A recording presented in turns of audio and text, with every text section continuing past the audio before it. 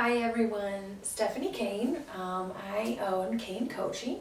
I coach triathletes and endurance athletes, and I am here right now to show you some workouts you can do at home or at the gym that don't require you being in a pool or even having a pool, that can help you maintain your endurance and your strength for your swim. So Sheila Taormina also has a great YouTube channel as another resource for swim workouts, but I thought I'd go ahead and share some of my favorites. Some of them will be a little bit higher intensity, some of them will be a little bit lower intensity. As always, consult a doctor before you start any type of exercise program to make sure that you are in good health.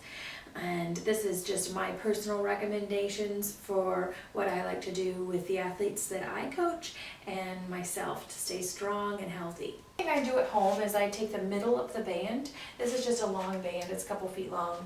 And I take it and I wrap it around the doorknob on the other side of the door, and then I push the door closed with the tails or the ends of the band coming through on the other side. And that just makes sure that it's not going to snap back and hurt or pop you while you're doing the workout. But this one has a good amount of tension on it, and it's one that I like to use in the pool as well. It's a latex-free band. So what we're going to do is we're going to back away from the door to a place where we have a nice amount of tension on our band. So I'm just going to take a couple steps back. I'm going to hinge forward from my hips, bending my knees just to keep them soft and my back nice and flat. And one at a time, I'm going to pull my hands straight back with the band wrapped around right, so my thumb goes over it, and I can keep my palm nice and open just like I would if I were swimming. And I'm just going to alternate pulling back, and then I'm going to slowly build the speed. So what you'll start to feel is your heart rate going up, and you can do this for time, or you can do a set number of repetitions. I prefer to do it for time. So I would say start with maybe 30 seconds, see how you feel, take a break. We're going to take a break there, and then we're going to start again after our break with both arms. And you're going to pull straight back to where you feel those triceps engage, the abs engage. Come forward, straight back, forward, straight back, forward. Again, doing that one for time is a little bit better than repetition. All right, so I still have my band tucked in the door here, and I have another one that I'm just gonna step on with one foot. You can step on with 1 foot or 2 feet. And here's what we're gonna do. We're gonna work biceps and shoulders. So what I'm gonna do here is wrap it around my hands again, but this time I'm gonna close my fists around the band. So I'm gonna do a hammer curl here, lower down slowly, then come out. The goal is not to get the band up shoulder level or even past it. Ideally, you wouldn't want to be able to do that, but you want to pull out until you feel those muscles in your shoulder engage. So you feel that rotator cuff kind of fire up, squeeze without raising your shoulders. So when you start to feel yourself doing this, bending the elbows and raising the shoulders, you know you have too much tension on the band. The band is too tight. You need to loosen up so that you can come out here, keep your shoulders relaxed, and engage the shoulders and the upper back. All right, here's another exercise I really like. It really helps with all three sports, but swimming is a very core-driven sport. A lot of what we should be utilizing are the muscles in our core, our hips, our glutes. Those are our real power sources when we swim. So what I'm going to do is wrap the band. Again, it's still tucked in the door here. I'm going to wrap it around my hand that's closest to the door. Then I'm going to clasp it in my other hand. I'm going to take a nice wide stance, just like I would if I were going to do squats. And I'm going to keep my elbows a little bit soft.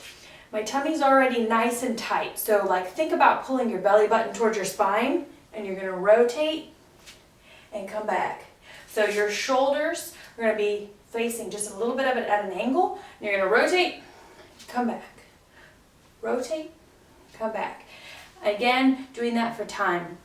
When you're done, turn around, do it the other way, same exact thing, rotate, come back. All right, so this is the highest tension theraband that you can get. And what I'm going to do is wrap it around my hands just like this, close my hands around it, about shoulder width apart.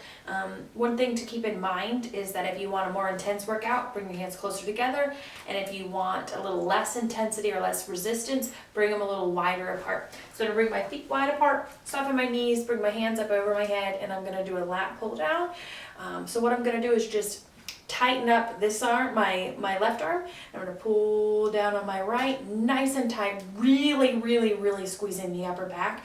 And I'm just going to alternate sides, right and then left, and then right and then left. Because most of our swims are a cardio workout and we are out of breath and we are moving and we are building our endurance, I would suggest that we do these exercises and in between do a set of burpees or mountain climbers or squat thrusts. So I'm going to give you an example of all three. You can do all three between each set if you really want to go crazy, but you can pick one or the other, whatever you feel more comfortable with, or you could even do something completely different like jumping jacks. But I would suggest doing intervals in between each of these sets to get the heart rate up and to keep it up while you're working out for maximum endurance and conditioning while we're out of the pool. So as far as burpees go, what you're gonna do is you're gonna stand up tall. We're gonna jump up, reach up. We're going to come down with our hands, jump back like we're in a plank position, jump back up, reach up, and jump up with our hands. So nice fast pace, up, down, in, back up, and that's one. So that's our most high intensity option. Next we have mountain climbers, also high intensity, but not quite as challenging, and you're also not going to have as much impact on your knees.